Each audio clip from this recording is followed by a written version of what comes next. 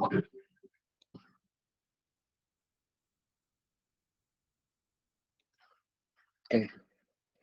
Assalamualaikum warahmatullahi wabarakatuh. Hari ini kita bicara tentang tasawuf. Kemarin saya sedikit mengurangi ya, apa yang sudah saya sampaikan kemarin bahwasanya agama itu disokong oleh 3 pilar, yaitu Islam, iman, dan ihsan.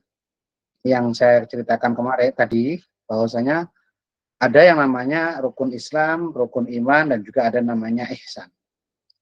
Nah, agama itu kalau dilihat dari isi ataupun kontennya, maka rukun tentang ketentuan ibadah, yaitu ketentuan lahir, sementara rukun iman akan bicara tentang pokok keyakinan, dan ihsan akan bicara tentang sikap ataupun amal batin.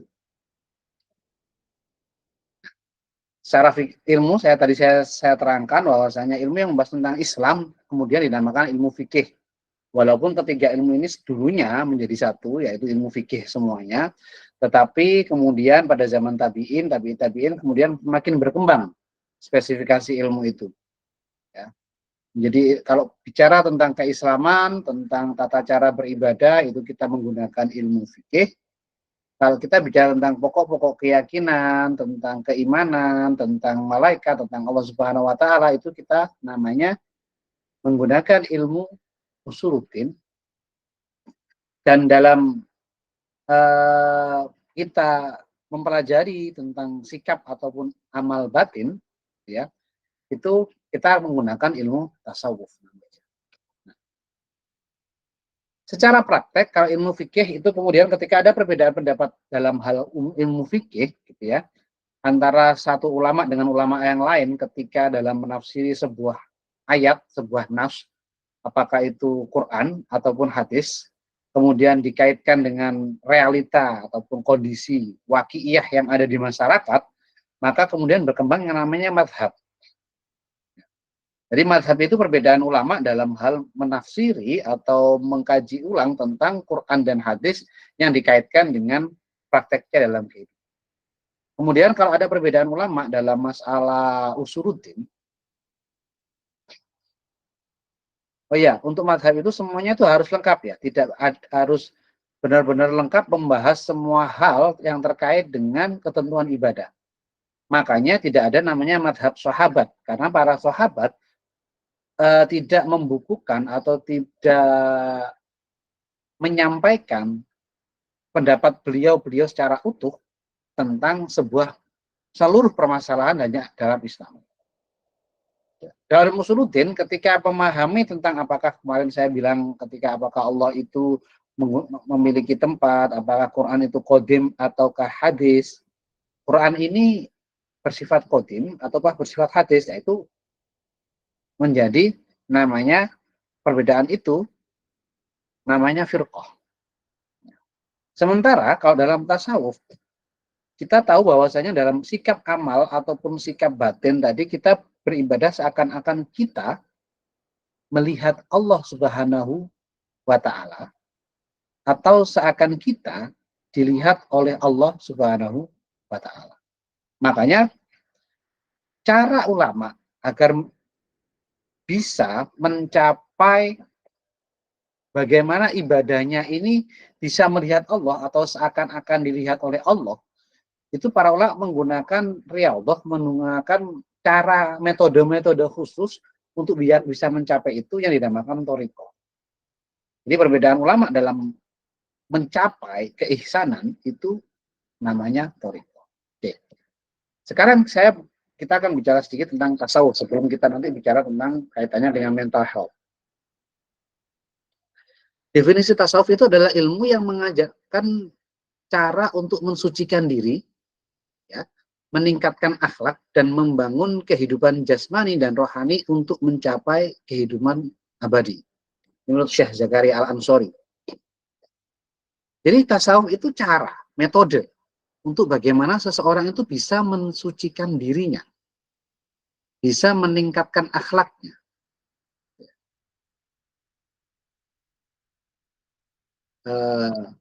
Dalam hal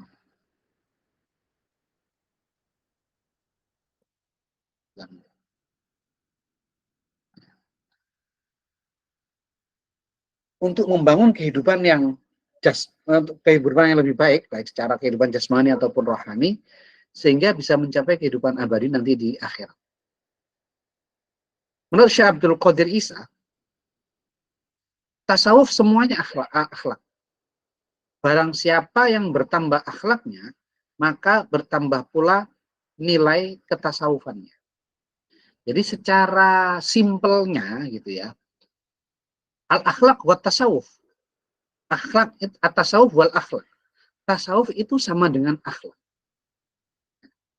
Secara simpelnya itu seperti itu. Karena barang siapa yang semakin baik akhlaknya, maka bertambah pula nilai ketasawufannya. Tapi ada yang mengatakan bahwasanya tasawuf itu sebenarnya fikih. Jadi kita bicara keislaman itu fikih. Bedanya adalah kalau fikih itu bicara tentang tata cara dalam peribadatan dalam segi lahirnya. Tetapi kalau tasawuf itu adalah fikih batin.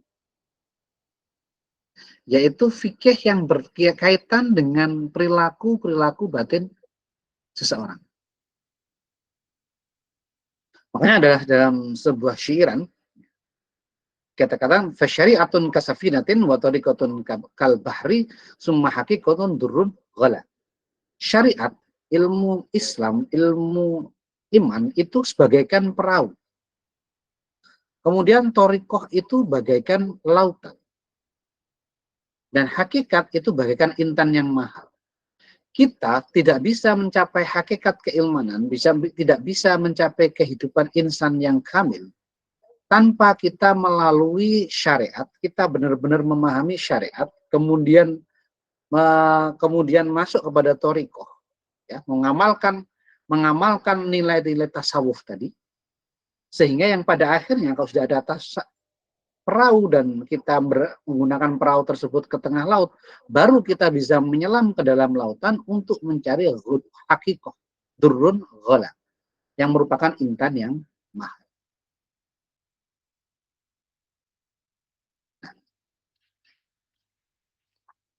Tazkiyatun nafs wa tasawuf.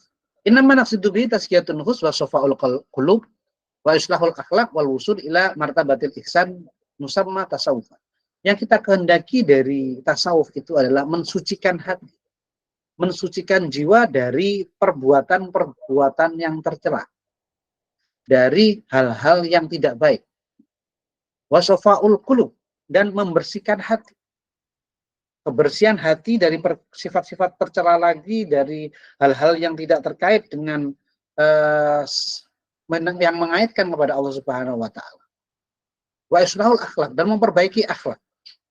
Tidak hanya akhlak kepada Allah Subhanahu wa taala, tetapi juga akhlak kepada diri sendiri dan akhlak kepada manusia dan makhluk yang lainnya. Wal usul ila martabatul ihsan, dan sampai kepada derajat ihsan. Nah, itu kita namakan tasawuf. Karena di dalam hadis Bukhari disebutkan ala inna fil jasadi mudghah fa idza salahat salahal jasadu kulluh wa idza fasadat fasadal jasadu kulluh. Ala wahyal qalb.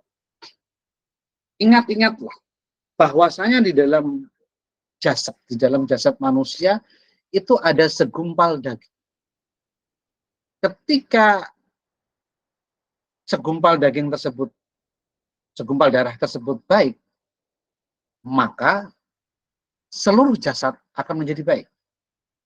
Tapi ketika segumpal daging tadi itu rusak, maka seluruh jasad akan menjadi rusak.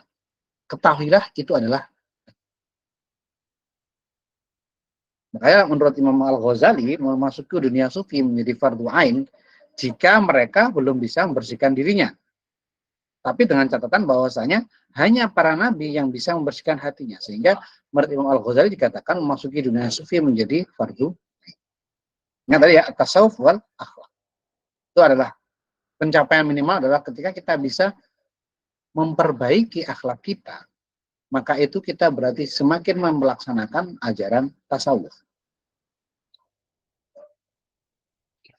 Dalam sebuah ayat disebutkan bahwasanya dalam sebuah ayat di dalam Al-Baqarah ayat 151 disebutkan A'udzubillahi minasyaitonir rajim. kama arsalna fiikum rasulan minkum yatlu 'alaikum ayatina yuzakkikum wa yu'allimukum kitaba wal hikmah wa yu'allimukum ma lam takunu ta'lamun. Sebagaimana telah kami utus kepadamu rasul. Kama arsalna fiikum rasulan minkum, dari golongan. Rasul diutus dari golongan manusia. Ya.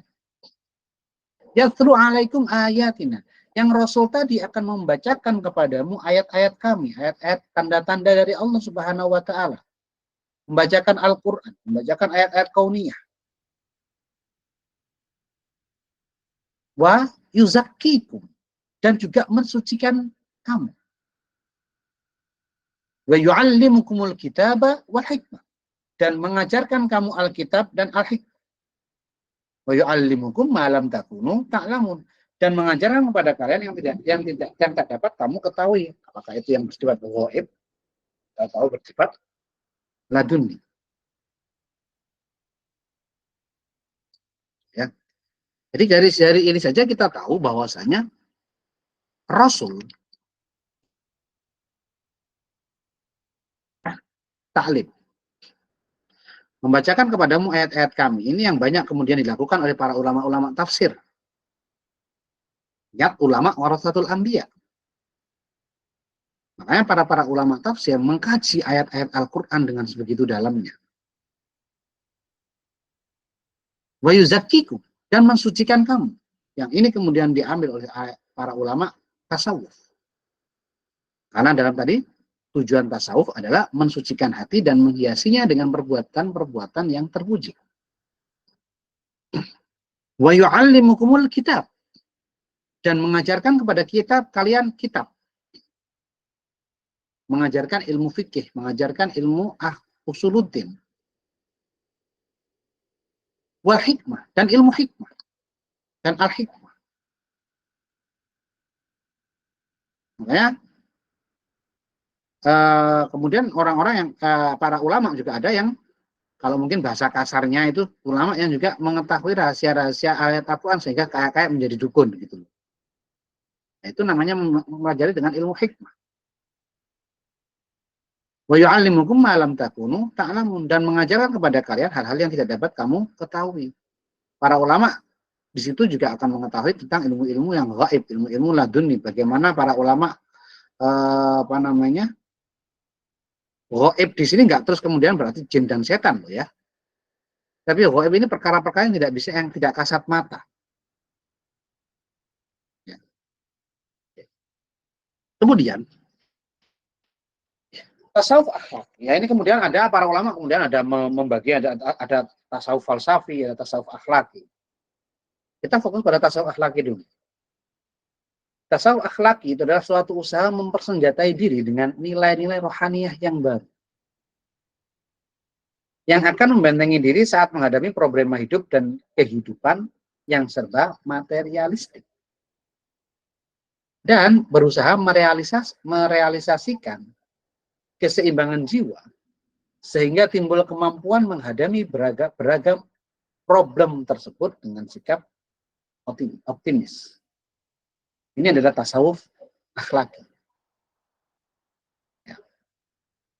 Bagaimana seorang itu kemudian dalam kehidupannya dia kemudian dalam kesehariannya dia meyakini mensyukuri apa yang ada. Sifat syukur.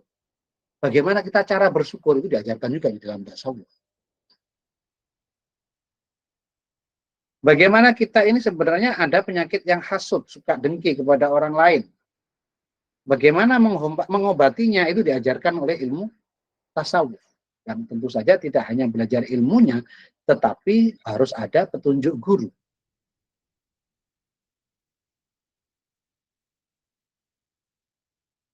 Ya. Kalau seorang dokter, dia akan mengobati berdasarkan gejala yang ada. Oh, gejalanya panas, kemudian dikasih obat panas. Gejalanya batuk, dikasih obat batuk. Tetapi kalau dalam masalah tasawuf, guru yang tasawuf itu yang diobati adalah penyakit-penyakit hati yang tidak kasat mata. Dokter untuk melihat penyakit yang tidak kasat mata membutuhkan bantuan dari lab ataupun alat-alat kedokteran yang lainnya. Hasil labnya gimana? Hasil ronsennya gimana? Sehingga dokter bisa mengambil tindakan yang tepat untuk mengobati penyakit lahir dari si pasien. Berbeda dengan tasawuf. Seorang guru tasawuf, dia harus memiliki kekuatan batin untuk mengetahui penyakit yang ada dalam muridnya. Makanya seringkali dalam seorang guru tasawuf atau seorang mursyid itu memberikan resep yang berbeda kepada murid-muridnya. Kamu disuruh sholawat satu hari 10.000 kali yang satunya. Yang satunya ternyata tidak. Kamu disuruh bersedekah setiap hari minimal 5% dari atau 10% dari apa yang kamu hasilkan hari itu. Ini perbedaannya. Jadi seorang guru yang tasawuf, seorang dokter tasawuf, dalam tanda kutip ya, karena dia mengobati penyakit hati, maka dia harus memiliki kemampuan untuk melihat apa yang menjadi penyakit dalam muridnya. Kita seringkali tidak tahu apa yang menjadi problem utama dalam sikap keburukan kita. Apakah masalah kita sering dengki kepada orang lain, ataukah karena kita terlalu pikir, ataukah karena kita suka sombong, suka menggunjing orang lain, yang semua itu membutuhkan resep yang berbeda. Disinilah pentingnya seorang guru dalam bertasawuf. Tasawuf tidak bisa dilakukan tanpa adanya seorang guru. Ya. Menurut Prof. Amin Syukur dari UIN Wali Songo Semarang, ya, secara pengalaman tasawuf itu tasawuf yang berorientasi pada perubahan individu atau perubahan internal atau internal shift. Bagaimana kita menghasilkan sebuah perubahan individu terhadap diri kita sendiri. Ketika kita menghadapi masalah, bagaimana kita memandang sesuatu itu sebagai sebuah anugerah, bukan sebagai sebuah musibah. Ketika kita mengalami cobaan, kita melihatnya itu sebagai sebuah proses yang harus kita lalui dengan keimanan yang kokoh, bukan sebagai sebab kita terlalu banyak mengeluh kepada Allah Subhanahu wa Ta'ala. Perubahan pandangan, perubahan cara pandang, perubahan cara bersikap. Inilah yang diharapkan dari pengamalan tasawuf. Ada internal shift, ada perubahan dalam internal. Secara sosial, ya kemarin kita juga ada ihsan secara individual dan sosial. Secara sosial yang dimaksud adalah perubahan yang dikeluarkan. Karena setelah internal shift-nya sudah mulai berjalan, dia kemudian tampak dalam perilaku lahirnya. Dia menjadi orang yang tidak suka mengeluh, menjadi orang yang banyak bersyukur. Dia menjadi orang yang dengan tetangganya menjadi lebih baik. Dia menjadi orang yang dengan orang lain selalu siap untuk menolong. Dia menjadi orang yang ketika di depan masyarakat, ketika beribadah di depan masyarakat, dia tidak sholat yang terlalu lama. Dia sholat sesuai, nggak terlalu cepat tapi nggak terlalu lama. Kemudian yang akhirnya perubahan-perubahan tadi berkembang kepada lingkungan terdekat, keluarga dan masyarakat sekitarnya. Dalam ajaran tasawuf, sebenarnya ada ajaran-ajaran atau istilah-istilah yang umum digunakan dalam tasawuf. Yang pertama adalah introspeksi atau muhasabah, muhasabatun nafas atau introspeksi diri. Kita selalu ke dalam diri kita, apa yang terjadi dalam diri kita ini. Apakah hari ini aku sudah melakukan perbuatan yang baik? Apakah hari ini aku melanggar perintah Allah Subhanahu wa Ta'ala? Apakah hari ini aku mengeluh, lebih banyak mengeluh tetapi kurang bersyukur? Ini namanya muhasabah. Kemudian ada yang namanya taholli. Taholli itu adalah menyepikan atau membersihkan diri dari sifat-sifat yang tercela. Selama ini sukanya menggunjing orang lain mulai dikurangi sampai mulai hilang. selama ini suka sombong kepada orang lain, makin dikurangi dan makin dikurangi. Setelah kita bisa takhol atau mensucikan diri dari perbuatan-perbuatan dari sifat-sifat yang tercela, maka kemudian kita menghiasi diri dengan sifat-sifat yang mulia. Tahalli. Mulai dia menjadi orang yang bersikap baik kepada sesama. Menjadi orang yang tidak mudah curiga terhadap orang lain. Menjadi orang yang selalu berprasangka baik kepada Allah Subhanahu wa taala dengan setiap takdirnya. Menjadi orang yang ikhtiar secara maksimal, tetapi setelah ikhtiar dilakukan maka kemudian pasrah secara maksimal. Setelah seperti itu maka kemudian baru tajalli, penghayatan rasa ke Allah. Maksudnya apa? Bahwasanya dimanapun dia berada, dia selalu ada dalam bimbingan Allah Subhanahu wa taala. Yang untuk mencapai ke sana maka perlu adanya latihan atau yang namanya riyadhah.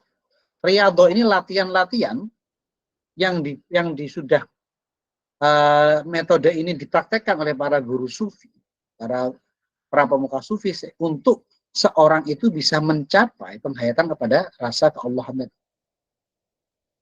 Yang riyadhah ini, latihan-latihan ini juga harus dibarengi dengan mujahadah secara bersungguh-sungguh dalam mengamalkan setiap hal yang diberi arahan oleh seorang guru. Nah, fungsi tasawuf sebagai terapi krisis spiritual, tasawuf secara psikologis merupakan hasil dari berbagai pengalaman spiritual.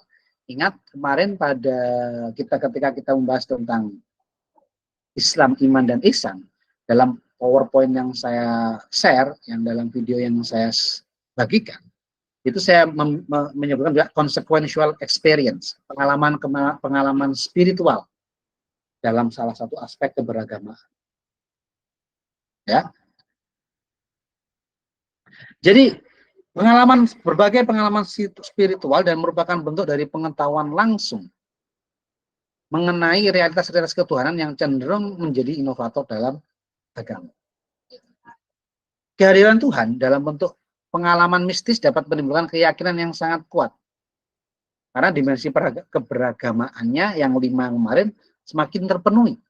Ada pengalaman-pengalaman spiritual.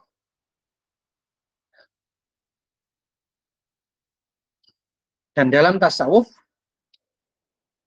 hubungan seorang dengan Allah dijalin atas rasa kecintaan. Ihsan dalam perspektif cinta. Itulah tasawuf. Ya. Nah, terus bagaimana kaitannya dengan mental health? Saya bikin dulu.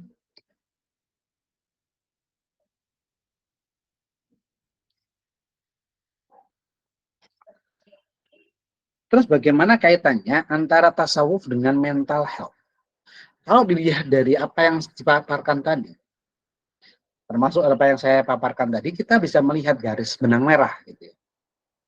Kenapa kok dinamakan mental health itu bisa sembuh dengan cara bertasawuf? Kenapa mental health itu bisa sembuh dengan cara bertasawuf? Karena tasawuf sendiri tadi adalah fikih batin. Atau ilmu fikih yang membahas tentang perilaku-perilaku batin. Yang memberikan obat kepada perilaku-perilaku batin. Sehingga ketika perilaku batinnya ini terkoreksi dengan baik, perilaku batinnya menjadi orang yang lebih baik, lebih banyak bersyukur, lebih banyak orang yang nerimo, gitu ya. Sabar, tawakal. Maka secara psikologis, gitu ya, orang tersebut akan mengalami kesehatan mental yang maksimal. Dia tidak akan mudah goyang dengan berbagai macam godaan yang ada. Ketika tiba-tiba dia melihat orang tetangganya sukses, dia tidak kemudian mesti ngingu tuyul sama. itu suksesnya gara-gara utang nang bank, seumumnya seperti itu. Tidak. Tetapi dia alhamdulillah Allah Subhanahu wa taala menunjukkan anugerahnya kepada si fulan. Dia tidak ada rasa dengki. Ya karena nggak ada rasa dengki kan, maka dia akan menjadi semakin baik, semakin positif hidupnya. Sikap-sikapnya, sikap-sikap positifnya didasari oleh keimanan dia kepada Allah Subhanahu wa taala. Yang tidak hanya karena pikiran saja, tetapi dalam hal mentalnya, dalam hal hatinya, itu sudah terkoneksi dengan baik, terjalin dengan baik. Ya.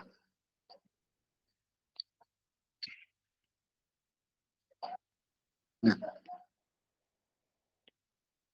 dalam bertasawuf, seorang itu seperti saya sampaikan tadi perlu memiliki seorang guru. Karena tidak mungkin seorang itu bisa mengetahui penyakitnya diri sendiri. Mungkin hanya diduga aja. Paling ini kayaknya saya, kalau mulanya penyakit dohir nih ya, kayaknya aku sakit gigi. Kenapa? Karena giginya linu. Ada tandanya. Kayaknya aku ini pusing berat. Karena apa? Kepalanya pusing. Ada tanda-tandanya. Kemudian ke dokter diperiksa, ternyata bukan sakit kepala ini. Ini ada kaitannya dengan organ yang lainnya. Apakah ginjalnya? Ternyata ginjalnya tidak berfungsi dengan baik. Yang akhirnya mengakibatkan sakit kepala. Nah, itu kan dokter. Dan dokter tersebut dibantu dengan berbagai macam alat untuk memahami penyakit seorang pasien. Jadi kita secara pribadi pun penyakit dohir saja kita hanya bisa merasakan melalui tanda-tanda minimal dari diri. Tetapi kita tidak mengetahui secara pasti penyakit itu apa. Demikian juga dengan penyakit hati. Kita tidak tahu nih sebenarnya kita ini penyakit hati kita yang paling parah itu apa. Yang perlu dibenahi terlebih dahulu sehingga ada keterkaitan dengan yang lainnya itu apa. Disinilah pentingnya seorang guru yang memiliki mata batin yang kuat. Karena dia akan mudah mengarahkan muridnya yang tadi di hatinya masih ada tidak percaya dan sebagainya untuk menjadi yang lebih baik. Untuk menunjukkan kamu ini penyakitnya ini dengki. Penyakitmu ini hasut, penyakitmu ini sombong. Penyakitmu ini suka pamer dan sebagainya. Kemudian dengan rangkaian riyadhah atau latihan-latihan tadi yang dilakukan secara mujahadah, secara bersungguh-sungguh, maka secara perlahan dia akan bisa mengobati penyakit hatinya yang paling parah. Setelah itu baru penyakit-penyakit yang lain. Itu ya. Oke, saya mau menjawab beberapa pertanyaan. Pertanyaan pertama dari Aimatul Mustafidah. Bisa jelaskan nifak beserta contohnya. Nifak ini adalah perbuatannya. Orangnya itu namanya orang munafik. Berarti contoh dari nifak yaitu idza haddatsa kadzaba wa idza wa'ada akhlafa wa idza tumina khana. Ketika dia berbicara dia selalu ada unsur kebohongannya. Ketika dia berjanji dia mengingkarinya, dan ketika dia dipercaya dia mengkhianati. Itu adalah contoh paling simpel dari nifak, perbuatan munafik. Ya, itu kan sudah dijelaskan. Jadi ketika dia ngomongnya itu mencela, nah, itu berarti ada ayatul munafik. Tetapi kita tidak boleh kemudian mengecap orang tersebut orang munafik. Karena Rasulullah SAW bersabda ayatul munafik, tanda-tandanya.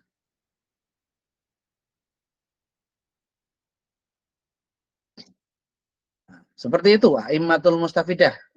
Ya.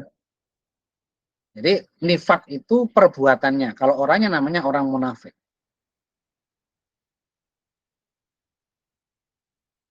Kalau kurang jelas nanti disampaikan ya, Aimatul Mustafidah. Selanjutnya pertanyaan dari redaksi. Dalam etika dan moral ilmu hukum itu agak berbeda. dengan etika dan moral dalam ilmu tasawuf. Maka dari itu hal apa atau prinsip apa yang membedakan antara hubungan ilmu tasawuf dengan ilmu hukum dalam etika dan moral? Reksi, Reksi, Ya, halo. Pak. Reksi, coba dijelaskan apa yang kamu pahami, yang kamu maksud dengan etika dan moral dalam ilmu hukum. Silakan. Kemarin itu yang saya pernah baca ya, Pak, di Twitter, Pak. Etika itu bagaimana kita menjunjung suatu ada aturan yang harus kita taati. Sementara moral ya itu bagaimana kita bisa mempresentasikannya atau mengimplementasikannya yang mana yang benar dan mana yang salah. Kalau saya lihat di sumbernya dari Twitter ya, Pak, seperti itu. Oke. Ya sebenarnya gini, perbedaannya ya kalau kita bicara perbedaannya. Kalau di kita ini kan etika dan hukum yang terkait dengan etika, yang hukum dan terkait dengan hukum itu kadang-kala itu tercampur jadi satu. Dan kadang-kala orang yang memiliki cacat etika, dia tidak merasa bersalah dan ingin di mata hukum dia menuntut balik. Oke, contoh kasus paling yang terkenal saat ini, kasus ya kan, MK, yaitu pamannya Gibran, siapa namanya, Osman ya kalau tidak salah. Dia kan melakukan pelanggaran etis, di mana seorang keluarga menghakimi atau menghukumi permasalahan yang terdakwanya adalah keluarganya sendiri atau yang diuntungkan adalah keluarganya sendiri. Secara ilmu etika ini nggak masuk. Sehingga kalau di luar negeri, ya ini di beberapa negara ya nggak semuanya, ada yang juga nggak ada urusan dengan etika gitu ya. Maka dia akan merasa malu, dia akan mengundurkan diri dari jabatannya tanpa diminta. Kenapa? Karena etika itu kaitannya dengan sanksi sosial.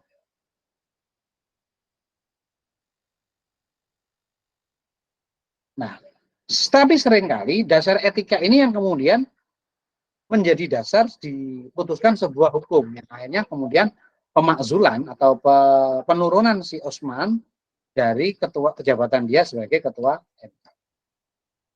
Jadi itu menjadi sumber ketika terjadinya cacat secara etika. Etikanya tidak ada permasalahan, tetapi ketika ada permasalahan dengan etika, seringkali ditarik kemudian ke ranah. Kalau di dalam tasawuf, perbedaannya adalah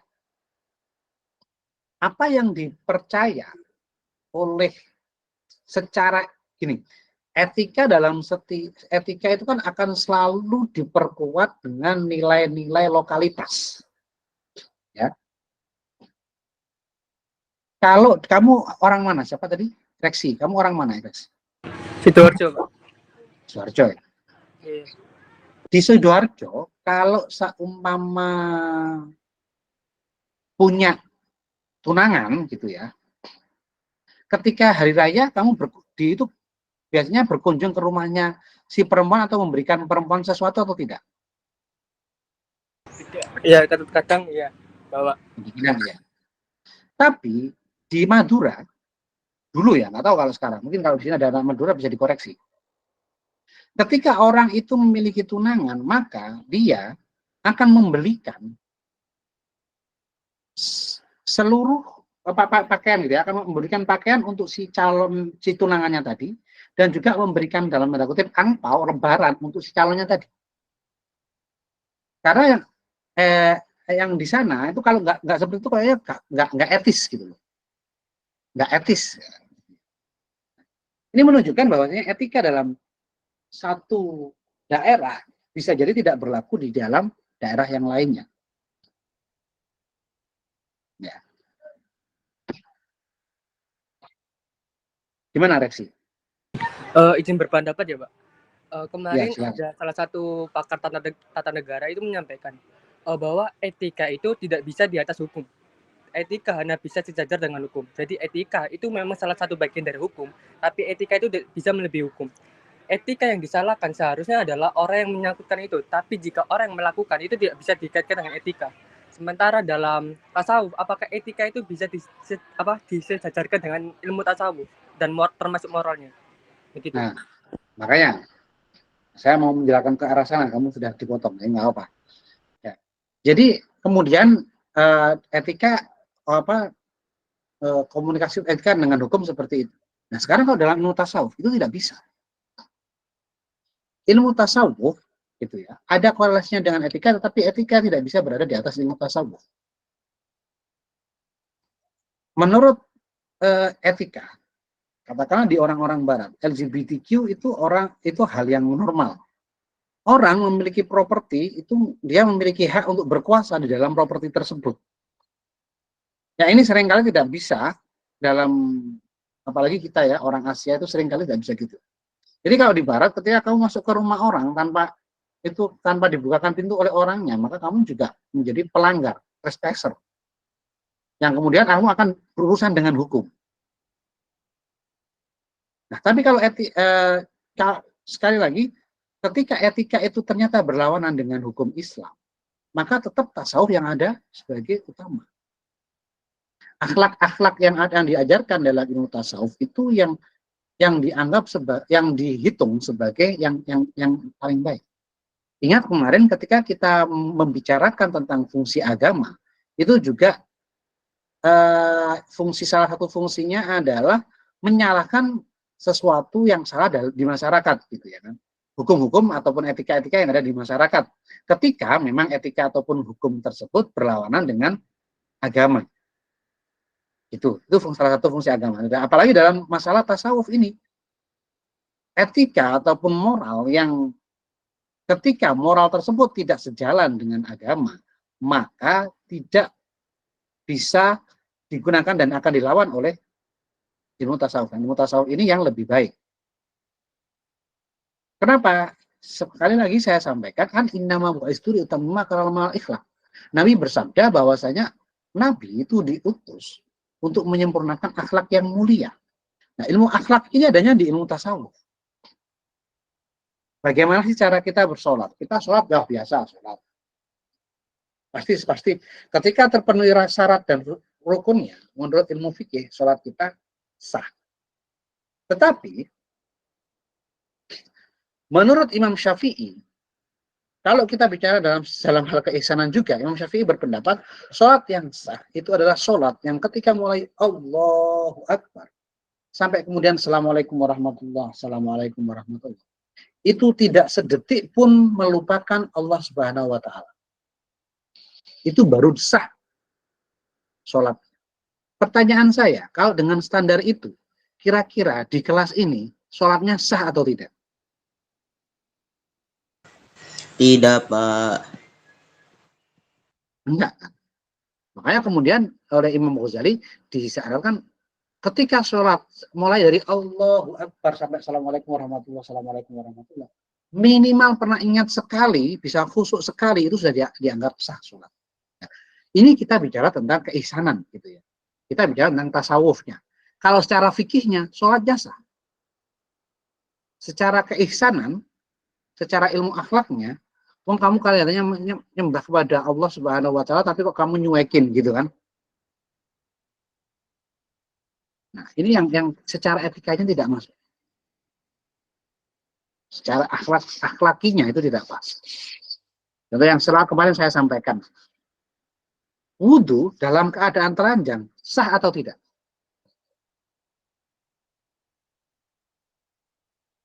Hah? Halo?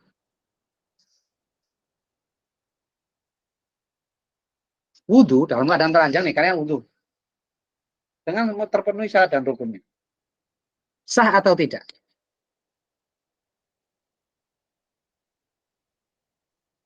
Ada yang bisa jawab? Tidak, Pak.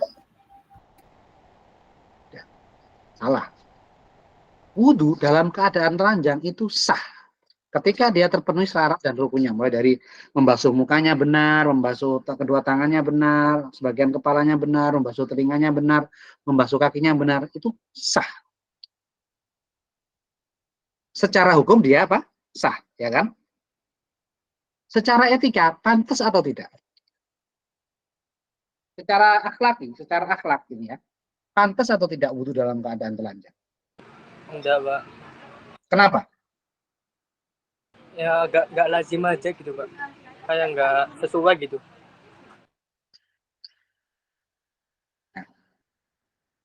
Bukan karena itu, enggak. Karena kamu kalau niat wudhu gimana? Ada yang bisa membantu saya dengan niat wudhu? Nawaitul, silakan.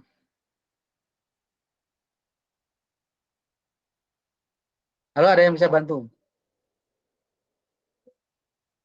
Masa ini nggak ada yang tahu niatnya wudhu semuanya yang satu kelas ini? Hmm? Niatnya wudhu bagaimana? Halo? Iya, Bapak. Rafil hadasi asgori fardalillahi ta'ala. Ya. Nawaitul udah rofil hadasil asghari fardalillahi ta'ala.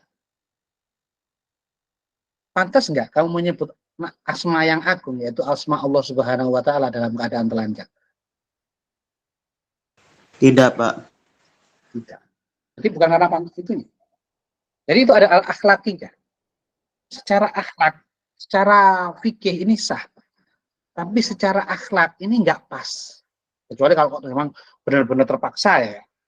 Namanya terpaksa akan menentukan hukum yang berbeda. Tetapi dalam keadaan normal, dalam posisi wudhu dalam keadaan telanjang, itu nggak pantas. Jadi nggak pantas kan nggak ada hukumnya itu. Secara fikih dia sah.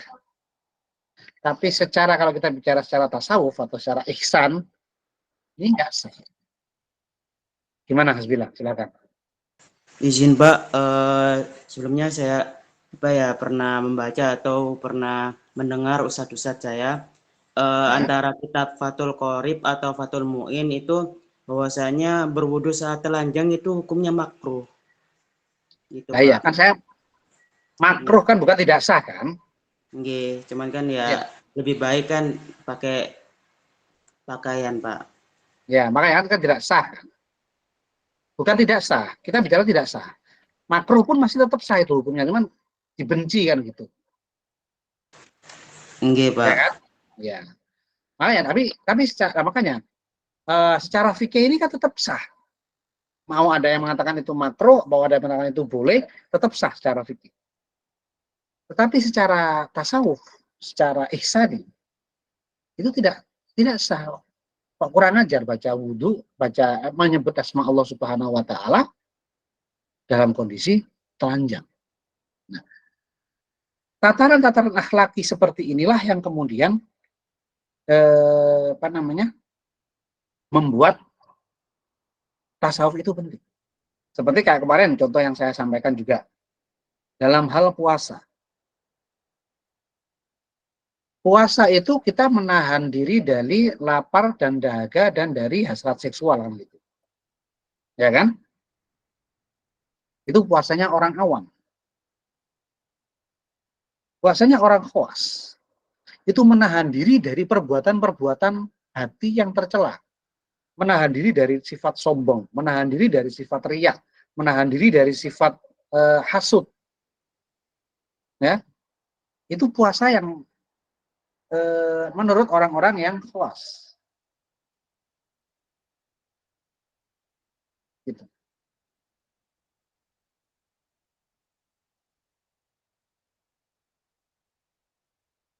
Makanya Nabi betapa banyak orang yang puasa yang mereka dapatkan hanya lapar dan dahaga. Karena dia hanya menahan lapar dan dahaga, tapi dia tetap menggunjing tetangganya, dia tetap takabur, dia tetap pamer, dia tetap yang lain-lainnya. Puasanya secara fikih sah. Karena secara fikih yang selama dia bisa menahan dari lapar dan dahaga dan tidak melakukan hal-hal yang membatalkan puasa, dia puasanya sah. Tapi secara tasawuf ketika dia fikih seperti itu, kemudian dia tidak tidak kemudian menahan diri mulutnya, menahan diri hatinya dan sebagainya, ya itu kurang sempurna puasa. Seperti itu ya. Fajar Imam, kenapa? Maaf Fajar Bapak, Imam. saya bisa mencet Pak. Oh ya. Jadi disitulah tasawuf. Oh ya, ini sudah mau habis, saya bantu yang lainnya ya. Sabar dalam pertolongan terbagi menjadi dua, yaitu sabar yang berkaitan dengan seorang hamba dan sabar yang tidak berkaitan, maksudnya yang tidak berkaitan dengan seorang hamba gitu. Arfiana Parastiwi. Arfiana,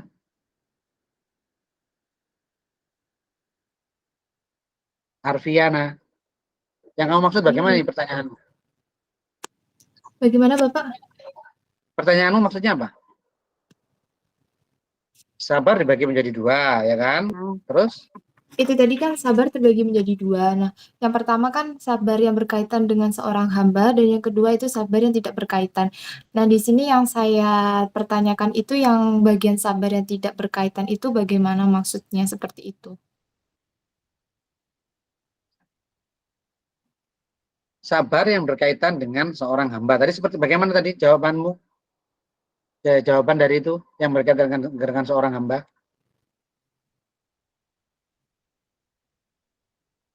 Presenter. Tadi yang jawab siapa ya tadi? Saya lupa. Ini mana moderatornya? Moderator.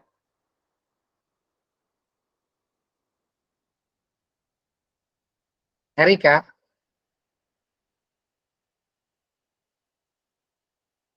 Halo? Moderatornya kok hilang juga. Oke. Sabar yang berkaitan dengan seorang hamba dan sabar yang tidak berkaitan dengan seorang hamba, gitu ya tadi ya. Iya, Bapak. Sabar itu gini.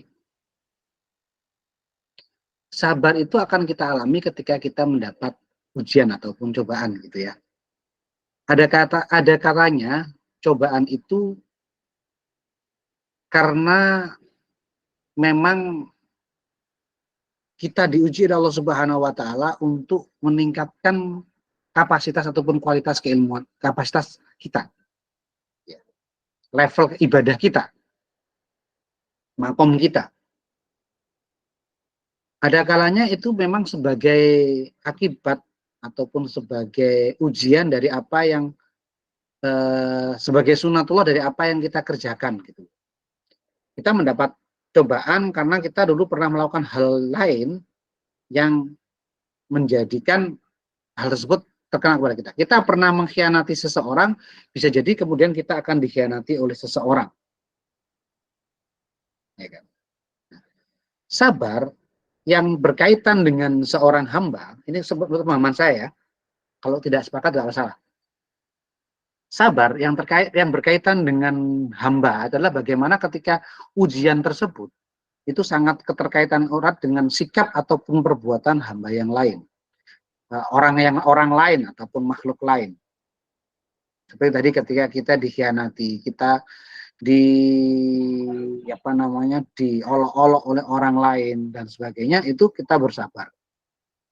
Tetapi ada kalanya sabar itu adalah yang tidak ada kaitannya dengan hamba. Walaupun ada kaitannya, tapi bukan karena efek dari perbuatan hamba tersebut. Contoh, kita bersabar ketika menghadapi musibah banjir. Kan nggak ada yang salah, kita nggak bisa menyalahkan seseorang tersebut. Memang musibah itu itu kan dari oleh Allah Subhanahu wa taala. Ya. Nah, kalau orang-orang Palestina gitu ya, kita cek di sana, maka orang-orang Palestina itu banyak yang karena sabarnya itu ada kaitannya dengan akibat dari perbuatan dari orang hamba yang lain, dan dalam hal ini orang-orang Israel. Bagaimana mereka dibom, bagaimana mereka dihancurkan sekolahnya, dihancurkan rumah sakitnya, tapi mereka tetap bertahan dengan keimanannya. Luar biasa sekali orang-orang Palestina. Ya. Ada yang kaitannya tadi ketika orang-orang seperti umpamanya yang banyak di Jepang gitu ya, karena memang daerah yang sering terjadinya gempa. Itu kan bukan karena mereka sangat sabar dalam menghadapi ujian-ujian tersebut, tetapi ujian tersebut diberikan oleh Allah Subhanahu wa taala melalui alam. Kalau mungkin kalau pemahaman saya kayaknya seperti itu, karena saya kebetulan ini nggak bawa bukunya ya. Jadi kalau ada yang kurang pas silakan disampaikan. Gitu, siapa tadi? Arfiana. Baik, Ini Bapak. yang terakhir bagaimana? Ya, terima kasih Arfiana. Peran penting tasawuf bagi spiritual mahasiswa. tasawuf, gini, mahasiswa ini kan kita adalah orang yang sangat logis, yang sangat bergantung dengan logika. Tetapi ketika kita terlalu dalam tanda kutip mendewakan logika, maka kita akan mudah patah. Makanya sangat penting sekali kita mengimbangi logika tersebut dengan tasawuf. Karena dengan tasawuf, kita nanti akan tahu yang namanya setelah ikhtiar dengan logika kita sudah berjuang mati-matian, ada yang namanya tawakal. Ketika gagal, ada yang namanya sabar. Ketika sukses, ada yang namanya bersyukur. Dalam proses ketika diganggu oleh orang lain, ketika dihasut oleh orang lain, ada yang namanya kita tidak boleh hasut, tidak boleh dengki daripada orang lain. Disitulah pentingnya kehidupan tasawuf dalam internalisasinya dalam kehidupan mahasiswa. Sehingga pada endingnya ketika mereka lulus, mereka diharapkan sudah mulai mencapai dasar gitu ya, nggak harus sempurna, mencapai dasar dalam menjadi seorang yang intelektualis religius dan seorang yang religius tapi yang intelektual. Membentuk karakter secara bersamaan ini antara seorang yang dia kuat secara secara logika menjadi sebagai seorang intelektual, dan di saat yang sama dia adalah seorang yang kuat dalam hal ilmu tasawuf, itu luar biasa sekali. Mungkin kalau di Indonesia sangat jarang ya guru-guru tasawuf yang berprofesi sebagai tidak hanya sebagai ulama. Tapi kalau di luar negeri itu banyak guru-guru tasawuf gitu ya. Seperti Syekh Yusril Al-Misri. Beliau itu ahli bedah. Ahli bedah. Tapi beliau adalah seorang ahli tasawuf. Ketika dalam profesi beliau sebagai seorang ahli bedah, maka beliau seragamnya juga menjadi seorang ahli bedah, dan dia melakukan bedah sebagaimana biasa di rumah sakit. Tapi ketika beliau menjadi seorang ulama yang lagi tasawuf, maka dia menggunakan pakaian kebesaran ulama di Mesir sana. Gitu ya. Syekh Ali Jum'ah, Syekh Ali Goma, bagaimana beliau merefleksikan, mendedikasikan ilmunya kepada ilmu, waktunya kepada ilmu. Beliau menjadi seorang dosen di Al-Azhar, tetapi beliau tidak pernah makan gaji dari dosen tersebut. Beliau menghasilkan karya tulis yang dari karya tulis itulah beliau hidup. Orang-orang yang seperti itulah yang kemudian bagaimana kita melihat seorang bisa mengintegrasikan antara intelektual dengan spiritual. Nah, sebagai seorang mahasiswa, untuk bisa mencapai tadi yang imbang antara dohir dan batin, antara logika dan batin, antara logika dan ruh, maka sangat penting sekali impact-nya untuk mahasiswa itu juga mempelajari tasawuf. Ya, seperti itu. Saya kira semua pertanyaan sudah saya jawab. Terima kasih. Untuk minggu depan tidak ada kelas secara online, tapi kalian tetap melakukan ya seperti saya sampaikan. Kalian tetap melakukan kelas online di Google Meet dan direkam. Tetap ada presentasi, tetap ada pertanyaan. Nanti linknya dikumpulkan di Sidia. Pak, ini link untuk rekamannya, gitu ya.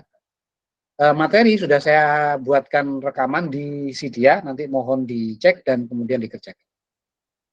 Jelas ya? Jadi minggu depan tidak ada kelas online seperti ini. Terima kasih, sampai ketemu bulan depan. Assalamualaikum warahmatullahi wabarakatuh. Waalaikumsalam warahmatullahi wabarakatuh. Terima kasih, Terima kasih, Bapak. Bapak. Terima kasih.